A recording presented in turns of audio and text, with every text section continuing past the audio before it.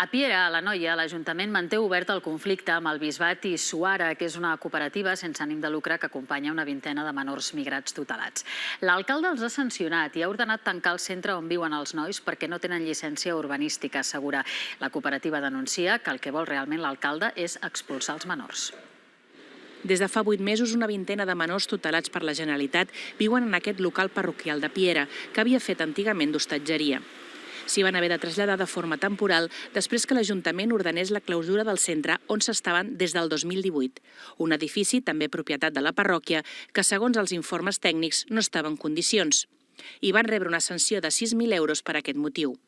Des de llavors, la cooperativa que gestiona el centre i el rectorat estan fent els tràmits per posar l'edifici al dia, unes obres per valor de 100.000 euros. Però els ha arribat una nova sanció de 6.000 euros més per allotjar els menors sense tenir la llicència d'activitat. El temor, ens explica un voluntari del centre, és que acabin fent fora els menors.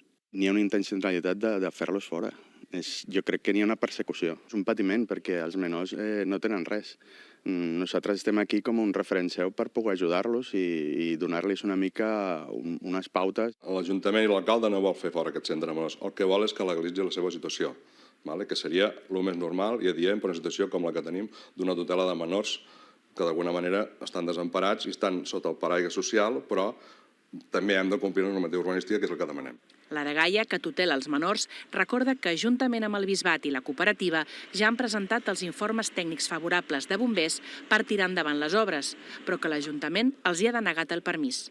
El govern confia que es puguin resoldre el més aviat possible els tràmits perquè la prioritat és que els joves es quedin al poble, on ja han fet vincles i són plenament acceptats.